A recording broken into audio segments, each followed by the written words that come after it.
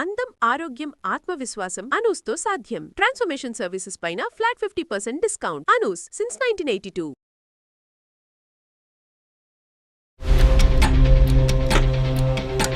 నేను అడుగుతూనే ఉన్నాను, నాకేం సమాధానం చెప్పట్లేదు. సడన్ గా వేరే కొలీగ్ చెప్పారు ఇంకా తనకి మ్యారేజ్ ఫిక్స్ అయిందని. అసలు ఏం చేయలేని నిస్సహాయ స్థితిలో ఉండిపోయాను. మేబీ ఇంకా తనకి నేను బోర్ కొట్టేసానేమో సార్. ఇంకా మేబీ కొత్త అమ్మాయిని కోరుకున్నాడేమో. వాళ్ళు ఒత్తిడి పెట్టారు, వీళ్ళు ఒత్తిడి పెట్టారు కాబట్టి మన ప్రేమ ఎంత గొప్పదైనా కూడా ఈ రోజు ప్రేమను త్యాగం చేసి నేను పెళ్లి చేసేసుకుంటాననే వన్ వే ట్రాఫిక్ కుదరదమ్మా.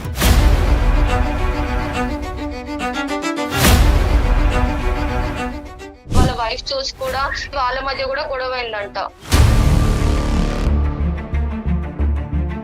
మంచిగా చూసుకునే భర్త ఉన్నా కూడా నేను అసలు అతన్ని మర్చిపోలేకపోతున్నా. ఒక ఫ్రెండ్ గా మాట్లాడాలని. ఫ్రెండ్ అమ్మా, అతనికి పెళ్ళి వెళ్ళిపోతే అతనిలోనే ఫ్రెండ్షిప్ చూసుకోవాలా నువ్వు? ఆ అబ్బాయి నన్ను మోసం చేశాడు అని అంటున్నావు. అన్యం పుణ్యం జరిగినటువంటి మీ భర్తను పుణ్యం ఇది మోసం కాదా? ఈ జ్ఞాపకాలు మీరు సరిగ్గా తుడుచుకోకపోవటం వల్ల వేరే వాళ్ళు ఎందుకు బాధితులు అవ్వాలి?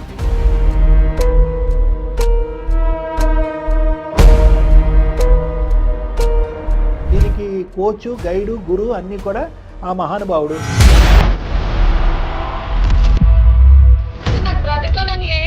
ఈ కథ విని విని విని నేను 20 years లో అసలు నాకే అర్థం కావట్లేదమ్మా.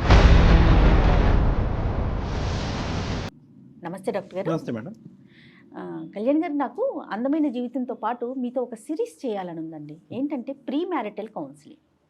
పెళ్ళికి ముందే అమ్మాయి అబ్బాయితో ముందుగానే మాట్లాడటానికి వాళ్ళు ఏం మాట్లాడుకోవాలి, ఎలాంటి సమస్యలు వస్తాయి పెళ్లి తర్వాత అనేది, వాళ్ళతో పాటు వాళ్ళ ఫ్యామిలీ మెంబర్స్తో కూడా.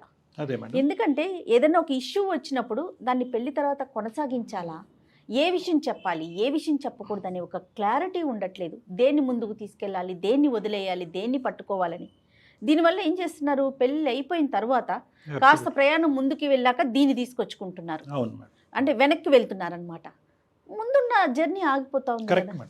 సో డెఫినెట్ గా మీరు అవకాశం ఇస్తే మాత్రం వాటి మీద కొన్ని ఎపిసోడ్స్ చేద్దామండి. అలాంటి ఇష్యూ ఏనండి ఈరోజు. కాబట్టి నాకు ఆ మెయిల్ చూసాక అనిపించింది మీతో డెఫినెట్ గా మనం స్టార్ట్ చేయాలని. పింకీ అనే ఒక అమ్మాయి ఇలాంటి ఇష్యూతోనే మనకు మెయిల్ చేసింది. ఇష్యూస్ మేడం ఎలా మీరు అంటున్నారు కదా, పెళ్ళికి ముందు అందరికీ కూడా ఆ 6th సెన్స్ అనేది ఒకటి ఉంటుంది, సబ్ కాన్షియస్ మైండ్. ఈ మధ్యకాలంలో ఏమి నిన్న పెళ్లి చూపులు అయితే ఈ రోజు పెళ్లి చేసేయట్లేదు మేడం. ఆ రోజు బిట్వీన్ పెళ్లి చూపులు అండ్ ఎంగేజ్మెంట్ ఒక 2-3 నెలలు ఉంటుంది. ఎంగేజ్మెంట్కి మ్యారేజ్కి మధ్యలో ముహూర్తాలు అవనండి, ఇంకొక బాల్ ఉంటుంది, కొద్ది టైం ఉంటుంది. ఈ టైంలో చాలామంది అబ్బాయిలకి కానీ అమ్మాయిలకి కానీ నా దగ్గర పెళ్ళి అయిన తర్వాత వచ్చి కూర్చున్న తర్వాత వాళ్ళు నేను అడుగుతాను, ఏమయ్యా పెళ్ళికి ముందు నీకు ఇది కనిపించిందా, ఈ సైను, ఈ మాట తీరు కానీ, ఈ పద్ధతి కానీ, ఈ వ్యవహారం కానీ నీకు కనిపించిందా అంటే కనుక ఉంది సార్, పెళ్ళి అయిన తర్వాత మెచ్యూరిటీ వచ్చి మారిపోతుందని చేసేసుకున్నాను, లేదంటే చేసేసుకున్నారు అని అమ్మాయి అంటుంది, అబ్బాయి అంటుంది.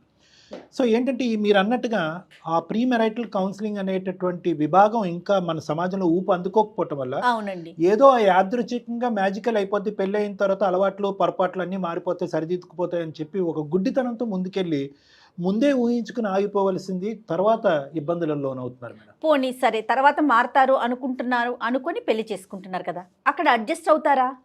మళ్ళీ అక్కడ అవరు. సో వాళ్ళు అనుకున్నట్టే జరగాలి. Correct madam. అదే అసలు ఎన్ని సమస్యలకి కారణమవుతుంది. చాలా ట్రబుల్స్ అదే కారణం. అవును మేడం. మరి ఒకసారి పింకీతో మాట్లాడదామండి. ఆఫ్ కోర్స్ మాట్లాడు.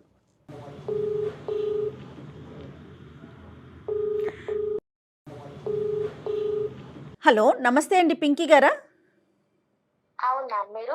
నేను జయానండి, సుమన్ టీవీ అందమైన జీవితం ప్రోగ్రామ్ నుంచి కాల్ చేస్తున్నాను. నాతో పాటు డాక్టర్ కళ్యాణ్ చక్రవర్తి గారు ఉన్నారు.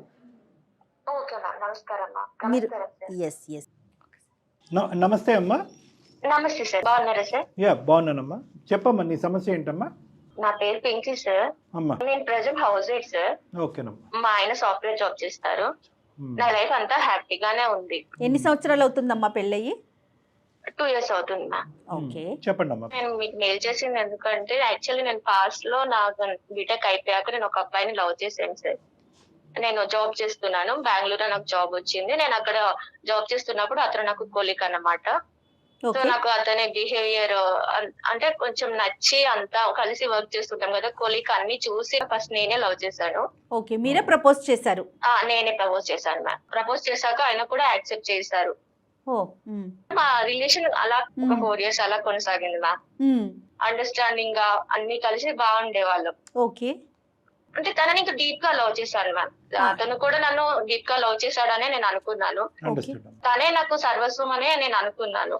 ఓకే 4 years మా రిలేషన్ తర్వాత సడన్ గా కొంచెం నన్ను అవాయిడ్ చేస్తున్నాడా, కొంచెం దూరం పెడుతున్నాడా, నేను బోర్ కొట్టేశానా అని నాకు డౌట్ వచ్చింది. ఇంకా నేను అంటే కొంచెం అవాయిడ్ చేయడం కానీ, మెసేజెస్ కానీ, కాల్స్ కానీ రిప్లైస్ లేట్ గా ఇవ్వడం కానీ, అంతకు ముందు ఉన్నట్టు నాతో బిహేవ్ చేయకపోవడం, నేను అడుగుతూనే ఉన్నాను. నాకేం సమాధానం చెప్పట్లేదు. సడన్ గా వేరే కొలీగ్ చెప్పారు ఇంకా తనకి మ్యారేజ్ ఫిక్స్ అయిందని. అసలు నాకు మైండ్ లాస్ట్ అయింది. అసలు నేను ఇంత లవ్ చేశాను, అసలు నాకు ఒక్క మాట కూడా చెప్పకుండా ఏంటి నన్ను అవాయిడ్ చేస్తున్నాడని నాకు డౌట్ వస్తుంది. కానీ నాకు ఏం చెప్పలే. అసలు ఇంకా నాకు ఏం చేయాలి అని నేను తనకి కాల్ చేశాను, రెస్పాండ్ కాలేదు. ఇంకా నేను కంటిన్యూగా చేస్తే తర్వాత రెస్పాండ్ అయ్యి లేదు మా ఫ్యామిలీ వాళ్ళు ఇలా నన్ను పోస్ట్ చేశారు, నీకు నాకు చెప్పే టైం కూడా లేదు, నాకు ఇలా మ్యాచ్ ఫిక్స్ అయిపోయింది అనేసి అన్నారు. సో ఓకే సో మీకు ఎవరైతే మధ్యలో ఫ్రెండ్ చెప్పాడో అది నిజమే. నిజమే. ఇంకా మ్యారేజ్ ఫిక్స్ అయింది. అసలు నేను అప్పుడు ఏం చేయాలి? అట్లీస్ట్ నాకు ముందు తెలిసినా కూడా నేను ఏదో ఒక డెసిషన్ తీసుకునేదాన్నేమో. ఓకే మా ఇంట్లో మాట్లాడడం గానీ, అతని ఇంట్లో ఒప్పించడం గానీ అతను చేస్తాడు అనుకున్నా. అన్ని హోప్స్ పెట్టుకొని ఉన్న నేను సడన్ గా అతనే నీకు ఇంకా కుదరదు, నా వల్ల కాదు, ఇంట్లో ఫోర్స్ వల్ల నేను ఇలా చేయాల్సి వచ్చిందని అతనే మాట్లాడితే ఇంకా నేను అసలు ఏం చేయలేని నిస్సహాయ స్థితిలో ఉండిపోయాను. నా పరిస్థితి ఎలా ఉంటది? ఇన్ని రోజులు మేము కలిసి ఉన్నాం, అతని మీద నేను ఎన్ని సో హోప్స్ అతనికి ఇంకేం వేరే పెట్టుకున్నాను. గర్ల్ ఫ్రెండ్ కానీ ఇంకొక పద్ధతి ఏమీ లేదమ్మా. లేదు, అరేంజ్ మ్యారేజ్ అని చెప్పారు. Right, okay, got it. తర్వాత ఏమైందమ్మా? నెక్స్ట్ ఏంటి? నాకు సపోర్ట్ ఉన్న అతనే నాకు అలా డెసిషన్ తీసుకున్నాక నేను ఇప్పుడు ఒకవేళ నేను ఏమైనా చేసినా కూడా మా పేరెంట్స్ పరువు పోతుంది, నా పరువు పోతుంది ఒక ఆడపిల్లగా సొసైటీలో. మళ్ళీ ఇప్పుడు అటు ఒక ఆడపిల్ల జీవితం 2 రోజుల్లో పెళ్ళి అంటున్నారు. నేను ఆ సిచ్యువేషన్ ఇంకా నేను ఏం చేయాలి? సింగిల్ గా ఇంకా నేను ఏం కానీ చేయలేకపోయాను. నీకు సమాధానం చెప్పాలి కదమ్మా. నేను అనేది ఏంటంటే ఓకే, ఒక వేరే అటువైపు ఒక ఆడపిల్ల ఉంది, ఇంకో 2 రోజుల్లో పెళ్ళి, పరువు తీయకూడదు, పరువు ప్రతిష్ట అని ఆలోచించావు. కానీ ఇక్కడ ఎంత తల్లిదండ్రులు ఒత్తిడి పెట్టినా కూడా అతనికంటూ ఒక మనసు ఉంటుంది, నీకంటూ కొన్ని ప్రామిసెస్ చేసి ఉంటాడు కదా. ఆ ప్రామిసెస్ ఏంటి, ఆ మనసుని తీసుకెళ్ళి ఎందుకు పక్కన పెట్టాడు అనేది నీకు సరైన సమాధానం చెప్పకుండా 2 రోజుల్లోనే పెళ్ళి అని చెప్పి అతను నిలదీయాలి కదమ్మా. ఇప్పుడు తన కొన్ని రోజులుగా నన్ను దూరం పెట్టడంతోనే మేబీ ఇంకా తనకి నేను బోర్ కొట్టేసానేమో సార్. ఇంకా మేబీ కొత్త అమ్మాయిని కోరుకున్నాడేమో. నాకు ఫస్ట్ నుంచి డౌట్ వస్తుంది.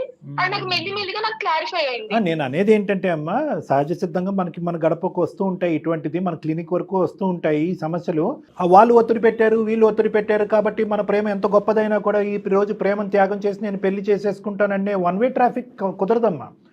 ప్రేమించుకున్నప్పుడు ఇద్దరు ప్రామిస్ చేసుకున్నారు, ఎంత దూరం అయినా కూడా ఫైట్ చేస్తామని నిర్ణయించుకున్నారు, ఇరువైపులా తల్లిదండ్రులు ఒప్పిస్తామని ఒప్పుకున్నారు. అవన్నీ పక్కన పెట్టేసి ఒకళ్ళు తగ్గిపోయి కాంప్రమైజ్ అయినప్పుడు అసలు ప్రేమ అనేటటువంటి దాంట్లో కూడా దిగద్దు. ఎందుకంటే ప్రేమ అంటే కనుక ప్రేమించుకున్నప్పుడు ఆ బలం ఉంటే కనుక పెళ్లి వరకు తీసుకెళ్లే ఆ స్థైర్యం ఉండాలి, ఆ పట్టుదల ఉండాలి, ఆ పోరాట పటం ఉండాలి. ఒకళ్ళు విడ్రా అయిపోతే అంటే నేను నీకని కాదమ్మా, జనరల్గా నేను చెప్తున్నాను. ఇక్కడ ఏంటంటే అంత నోట్లో వేలు పెడితే కొరకనటువంటి బ్యాచ్ ఏం కాదు మీ బాయ్ ఫ్రెండ్.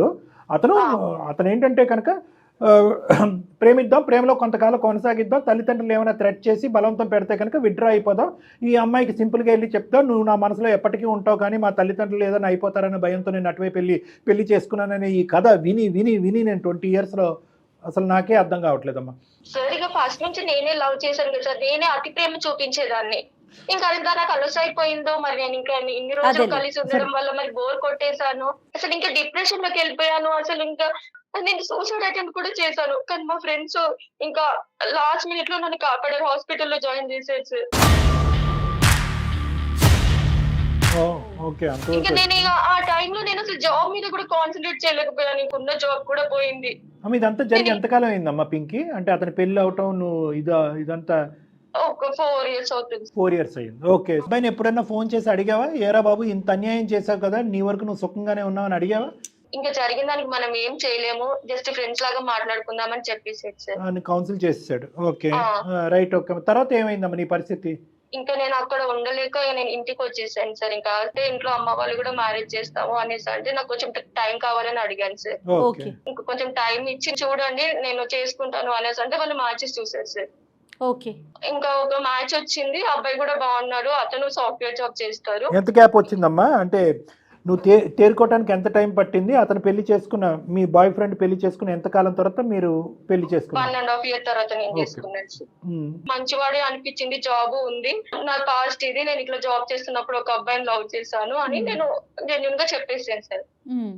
చెప్పేస్తే అతను కూడా అర్థం చేసుకొని ఓకే, ఇంకా ముందే నాకు జెన్యున్ గా నీ పాస్ట్ ఏంటో చెప్పావు కదా, నీ జెన్యునిటీ నాకు నచ్చింది అని అతను కూడా బాగా రిసీవ్ చేసుకున్నారు. ఓకే అతను కూడా చాలా మంచివారు, నన్ను బాగా చూసుకుంటారు. Okay very nice. నేను కూడా తర్వాత మళ్ళీ ఏం జాబ్ చేయలేదు, ఇంట్లో ఖాళీగానే ఉంటున్నా హౌస్ వైఫ్ లానే. ఓకే బాగుంది. తర్వాత అమ్మా? కానీ నేను అతన్ని అంత లవ్ చేయడం వల్ల ఏమో, నేను అతనే నా సర్వస్వం అని ఫీల్ అవ్వడం వల్ల ఏమో తెలియదు కానీ నాకు నా భర్త నన్ను ఎంత బాగా చూసుకుంటున్నా కూడా నేను తన జ్ఞాపకాలు నాకు వస్తూనే ఉన్నాయి సార్. అది నార్మల్ గా అయితే నేను అప్పుడప్పుడు నేను ఆయన చేస్తూనే ఉన్నాను, ఎప్పుడు కూడా నేను అతన్ని దూరం పెట్టలేకపోతున్నా. అసలు నా మెంటల్ స్టెబిలిటీ ఎలా ఉందో కాదమ్మా, కాదు అతనితో ఫోన్ లో మాట్లాడుతుంది అంటే టచ్ లో ఉన్నావు నువ్వు ఇంకా కూడా? అంటే అప్పుడప్పుడు నీకు గుర్తొచ్చినప్పుడు చేస్తూనే ఉన్నాను మ్యామ్. అతను మాట్లాడుతున్నాడు?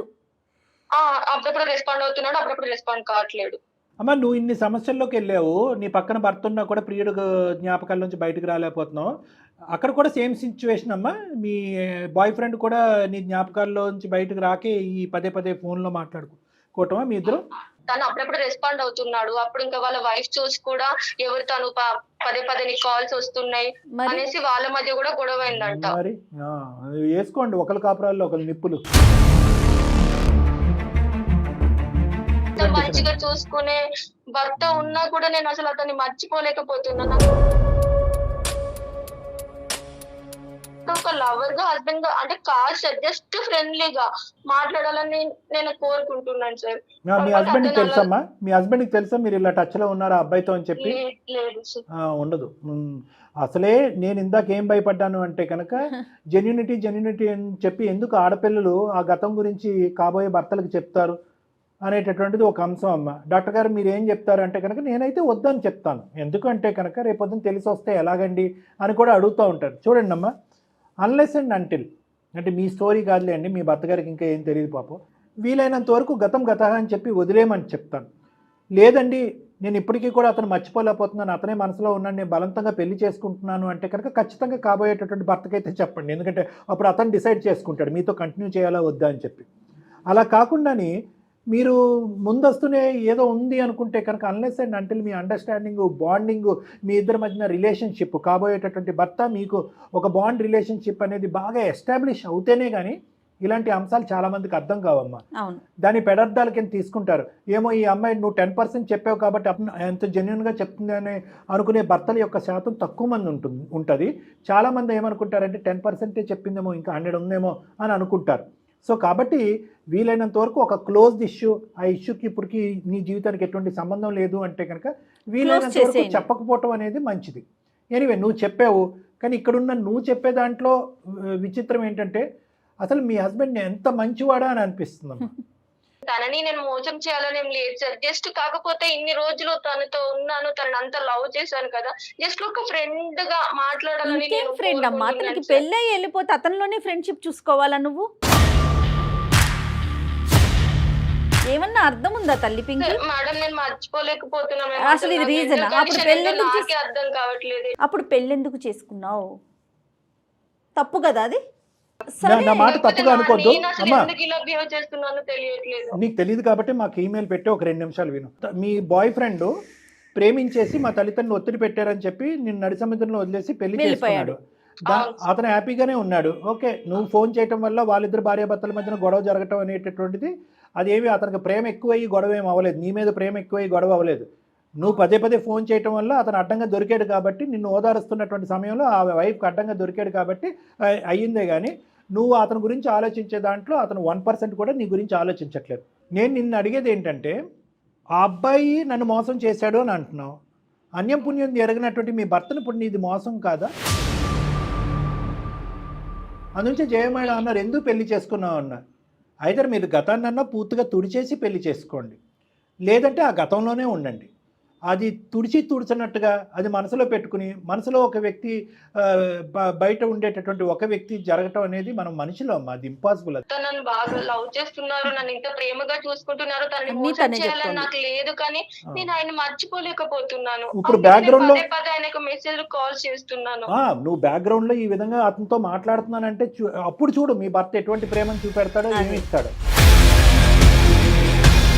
ఇది అసలైనటువంటి మోసం. అతనేమనుకుంటున్నాడంటే, అబ్బా నా వైఫ్ ఎంత జెన్యూనో, పెళ్లికి ముందే అన్ని వివరాలు నాకు చెప్పేసింది అంటే కనుక నేను కళ్ళు మూసుకుని ట్రస్ట్ అనేటటువంటి పడవ మీద హ్యాపీగా నేను ప్రయాణం చేసేయచ్చు అని చెప్పి అతను గుండెల మీద చేయేసి పడుకుంటే మీరేమొచ్చి వెనకాతల నుంచి గుంతలు తవ్వుతున్నారు. అంటే మీరేదో తప్పు చేస్తున్నారని నేను అన్నమ్మా, కానీ జ్ఞాపకాలు అనేవి కూడా ఒక తప్పే.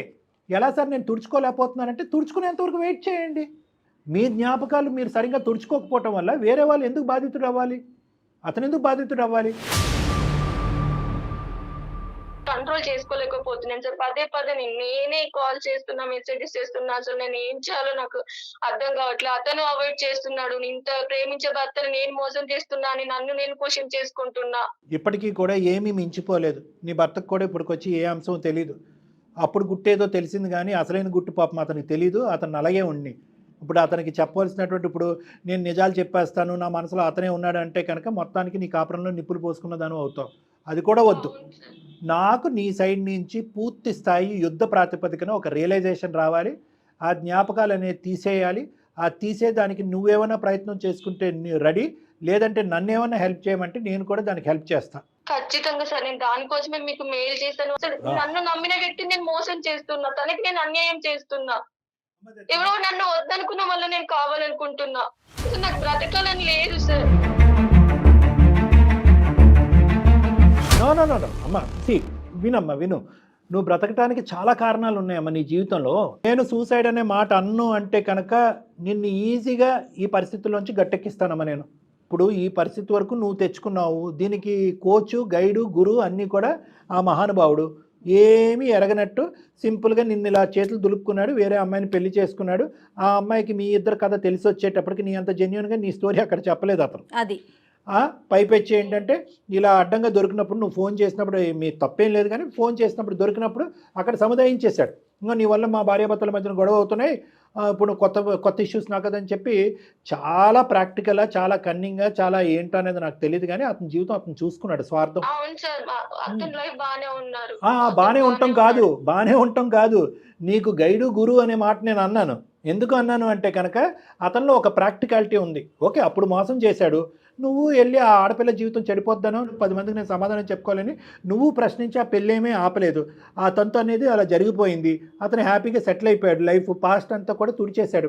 ఈరోజు అతను మోసగాడైనా కూడా అతని దగ్గర ప్రజెంట్ హ్యాపీగా ఉన్నాడు. భార్యకి అన్యాయం చేయట్లేదు, భార్య కుటుంబానికి అతని తల్లిదండ్రులకి అన్యాయం చేయట్లేదు, ఉద్యోగం సద్యోగం చేసుకుంటున్నాడు, ఒకలో 2 పిల్లలు నీ పాటికే కనుంటాడు. నువ్వేం చేస్తున్నావమ్మా? నిజంగా ప్రేమించినటువంటి భర్త ఉండటం వల్ల నువ్వు ఇలాగన్నా మాకు ఫోన్ చేసి మాట్లాడావు. ఇతనిలో ఏదన్నా ఒక క్వశ్చనింగ్ కానీ, అనుమానం కానీ, బాధ్యత లేకపోయినటువంటి తత్వం నీ భర్తలో చూపెట్టుంటే కనుక నీ ఆలోచనలు ఇంకా ఎంత పరుగులు తీసుండేవో. ఒకే ఒక పాయింట్ గుర్తుపెట్టుకో అమ్మా, నీలాంటి ఆడపిల్లలు ఎక్కడైనా కూడా ప్రేమించినటువంటి ఒక వ్యక్తి ప్రశ్నించవలసినటువంటి సమయంలో ప్రశ్నించకుండా, ఆపవలసిన సమయంలో ఆపకుండా, నిలదీయవలసినటువంటి పరిస్థితుల్లో నిలదీయకుండా పెళ్లి జరిగితే కనుక ఆ చాప్టర్ అక్కడికి మూసేయాలి. ఎందుకు అంటే కనుక మీ ప్రేమ అనేటటువంటిది 4 జీవితాలను కాపాడాలే కానీ 4 జీవితాలని హింస పెట్టకూడదు. వాస్తవానికి ఇదే పరిస్థితి నువ్వు మాకు ఈమెయిల్ పెట్టావు, ఇదే పరిస్థితి మీ భర్తకు తెలుసుంటే కనుక మాకు ఈమెయిల్ పెట్టవలసినటువంటి అవసరం కూడా లేదు. ఇష్యూ అక్కడే తేలిపోయి ఉండేది, కొట్టే తెచ్చి అక్కడ తేలిపోయి ఉండేది.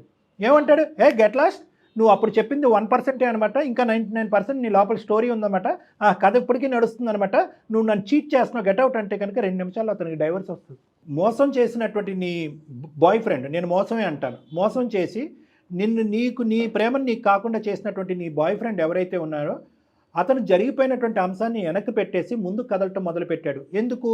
ఎంతో కొంత నీతో ప్రేమించినప్పుడు అతని ప్రేమలో కూడా ఒక నిజాయితీ ఉందిగా. మరి వాస్తవానికి అతను కూడా నిన్ను మర్చిపోకుండా కళ్ళు మూసుకొని పింకీ పింకీ పింకీ అని తలుచుకోవాలిగా. అలా తలుచుకోవట్లేదు అంటే దాని అర్థం ఏంటంటే కనుక అతను కొద్దిగా ఈ లవ్ అనే ఇమోషన్ నుంచి ప్రాక్టికాలిటీలోకి వచ్చాడు. ఇప్పుడు ఆ ప్రేమను స్మరించుకుంటూ ఆ ప్రేమను ఊహించుకుంటూ అటువైపు భార్యను ఇబ్బంది పెట్టి పుట్టినటువంటి బిడ్డను ఇబ్బంది పెట్టి ఇటువైపు నిన్ను ఇబ్బంది పెట్టి ఏదో ఒక సమయం సందర్భంలో మీ భర్త పక్కన ఉన్నప్పుడు నీకు ఐ కాంట్ ఫర్గెట్ యూ అని నీకు ఒక మెసేజ్ పంపిస్తే నీ కాపురం చెడగొట్టినాడు అవ్వకుండా అతని పనేదో అతను చూసుకుంటున్నాడు, నీ పనేదో నేను చూసుకోమంటున్నాడు. అతని దగ్గర నుంచి నువ్వు నేర్చుకో. డాక్టర్ కళ్యాణ్ చక్రవర్తి నీకు కౌన్సిలింగ్ ఇవ్వక్కర్లేదు, జయ మేడం నీకు నీతి మాటలు చెప్పక్కర్లేదు. అక్కడే ఉంది example. Learn to move on, live practically. నీకు ఉండలేకపోతున్నావు అంటే నువ్వు రిటైర్మెంట్ తీసుకున్నావు. నువ్వు నీకు ఉండేటటువంటి ఆశయ సాధన గురించి కానీ నీ గమ్యాల వైపు పయనం చేయటం అనేది అయిపోయి ఈ ప్రేమతోనే ఫుల్ స్టాప్ కామా పెట్టేసి ఆ మనిషి గురించే భజన చేస్తున్నావు. ప్రేమ అనేటటువంటిది జీవితంలో ఒక అంశం మాత్రమే. ప్రేమించినటువంటి అబ్బాయిని పెళ్లి చేసుకోవాలని అనుకోవటం ఒక అంశం మాత్రమే, అదే జీవితం కాదు. ఒకప్పుడు ఏదన్నా ఒక అంశం వల్ల ఒక సందర్భంలో అది బెడిసికొడితే కనుక learn to move on for other reasons.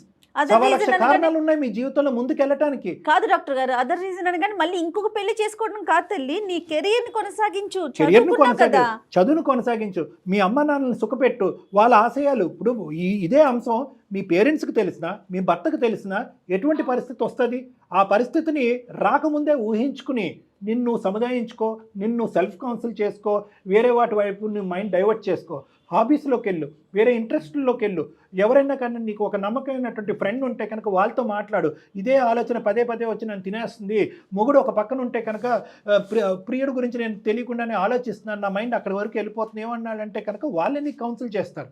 ముందు అర్జెంటుగా ఎక్కడైనా ఒక జాబ్కి జాయిన్ అవ్వు, ఇంకా అర్జెంటుగా వెరీ అర్జెంటుగా డాక్టర్ కళ్యాణ్ చక్రవర్తి గారిని కలువు. ఏం డాక్టర్ గారు? అంతే మేడం, మీరు చెప్పింది ఏంటంటే మేడం, ఇప్పుడు డిప్రెషన్ అంటే కనుక చాలామంది తప్పుగా అనుకుంటారు, కానీ నీలాంటి పరిస్థితుల్లో ఉన్న వాళ్ళకి వచ్చేటటువంటి ఒక దురదృష్టకరమైన మానసిక పరిస్థితి ఏంటంటే అది డిప్రెషన్. ఆ డిప్రెషన్ అనేది ఒక ఇమోషన్, దాంట్లో లాజిక్ ఉండదు. ఎప్పుడు కూడా అది అలా మబ్బులా కమ్మేస్తూ ఉంటుంది, ఒకే ఆలోచన చుట్టూ పదే తిరుగుతూ ఉంటుంది. ఆ ఆలోచన తీసేద్దామన్నా తీయలేం. ఒక పక్క నుంచి జీవితం అన్యాయం అయిపోతుంది, ఇటువైపు అటువైపు వాళ్ళు అన్యాయం అయిపోతున్నారన్న ఆలోచన తీయలేం. నిద్రపోనివ్వదు, తిండి తినేవద్దు, వేరే పనులు చేసుకునేవద్దు, వేరే వాటి మీద దృష్టి పెట్టనివ్వదు, ఎప్పుడు మనసు భారంగా ఉంటుంది. ఇటువంటి పరిస్థితుల్లో ఏంటంటే నీలాంటి ఆడపిల్లలు మా వరకు ఫోన్ చేశారు, కానీ చాలామంది ఆడపిల్లలు వేరే తప్పటడుగులు వేస్తూ ఉంటారు. ఐదర్ ఇంట్లోంచి పారిపోవటం కానీ, చనిపోవటం కానీ, ఆ పాత ప్రియుడితో ఇంట్లోంచి వెళ్ళిపోవటం కానీ, ఇలాంటి రకరకాల పిచ్చి పనులు చేస్తూ ఉంటారు. ఇవన్నీ డిప్రెషన్. సో నేను మేడం నా దగ్గరికి ఎందుకు రమ్మంటున్నారంటే మీ మనసులో ఉండేటటువంటి ఆలోచనలు ఏ పద్ధతిలో తీసేయాలని కౌన్సిలింగ్ చేయగలిగే కెపాసిటీ నాకు ఉంది. ఒకప్పుడు మానసికంగా మీరు డిప్రెషన్లో ఉంటే కనుక ఆ డిప్రెషన్ క్లియర్ చేస్తే కనుక మీరు హ్యాపీ, మీ భర్త హ్యాపీ, అతను ఎవరైతే ఉన్నాడో అతని జీవితం అతను చూసుకుంటాడు. ఓకేనా పింకీ? అన్నీ నీకు తెలుసు కానీ నువ్వు అమలు చేయలేకపోతున్నావు. చాలా అర్జెంటుగా నా కాల్ కట్ అయిన వెంటనే నువ్వు ఒక్కసారి డాక్టర్ గారితో మాట్లాడదు కానీ ఆయన టైం ఇచ్చిన వెంటనే కలుద్దు కానీ. Right? Okay Pinky, all the best నానా, God bless you, take care, bye. Kalyan garu, నేను ఎందుకు కొనసాగించలేదంటే ఆ పిల్లకి తెలుసు తను చేసేది తప్పని తెలుసు, బయటికి రాలేకపోతుంది. దానికి మీలాంటి ఎక్స్పర్ట్స్ సలహాలు కావాలి. డెఫినెట్గా ఒకసారి మాట్లాడుతుడు కానీ దాన్ని బట్టి మనం పింకీని బయటకు తీసుకు. 100%. నమస్తే. Thank you Jagan.